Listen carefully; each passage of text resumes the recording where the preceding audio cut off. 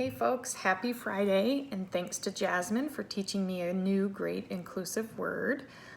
It's always fun when I get to learn just as much from you guys as hopefully you do from me. So again, thanks Jasmine for teaching me that.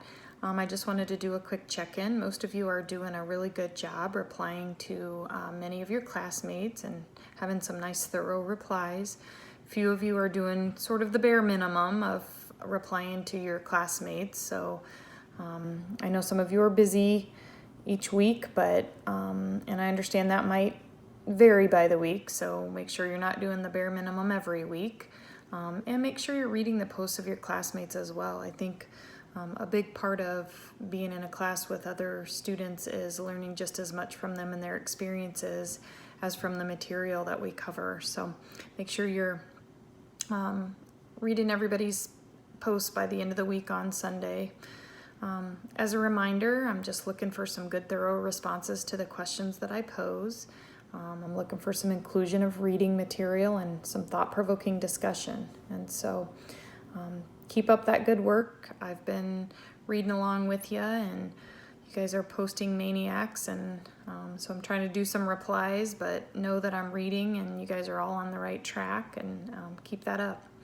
So I'm also working on grading assignment number 1. I'm going to get that feedback to you here hopefully pretty quickly this weekend. Your topics for the choice assignment are looking really good. It sounds like there's a lot of interviewing that's going to be going on. Just a reminder, do that sooner rather than later, just in case as you're writing things up you might need to ask a few more questions, or you got a hole or something doesn't quite make sense.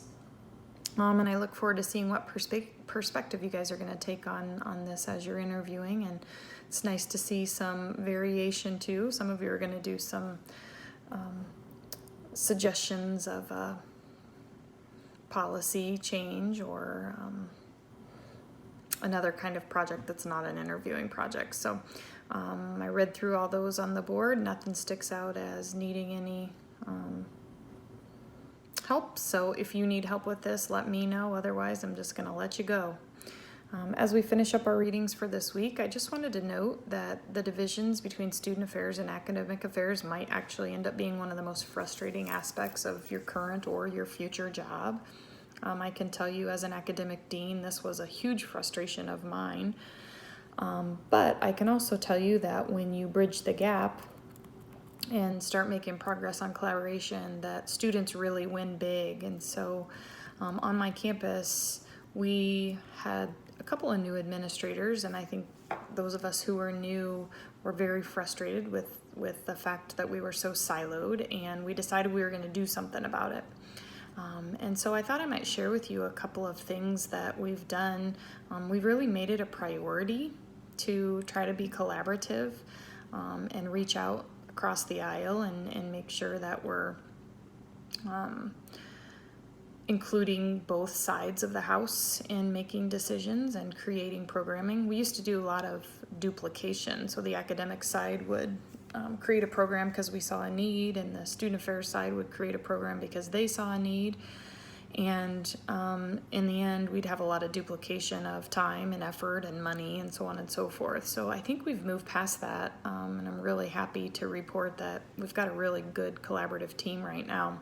So just a few things that we've done in case this is helpful to you in your current or a future job. So one of the first things that we did that I think really helped a lot is we invite our Dean of Students to our academic deans meetings. So there's a lot of stuff we talk about there that may not be relevant to her. But there have been many times when we're talking about something that we think she wouldn't need to know about, and all of a sudden she says, oh, that's good for me to know because here's why.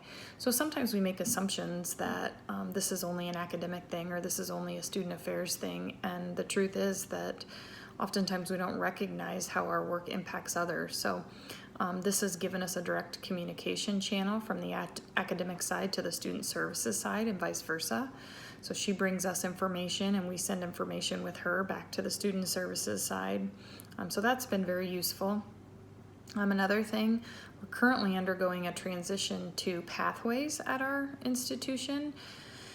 And really it needs to be a big institutional process of course, with everybody's cooperation, but our vice presidents that are in charge strategically chose to have co-chairs of the process. And so they chose one academic dean and one student services dean to co-chair our process so that both sides are represented and we can make decisions that will make sense for both the academic side and the student services side. And so having co-chairs on different committees where you're going to be impacting the lives of students sometimes is a really good way to bridge that gap.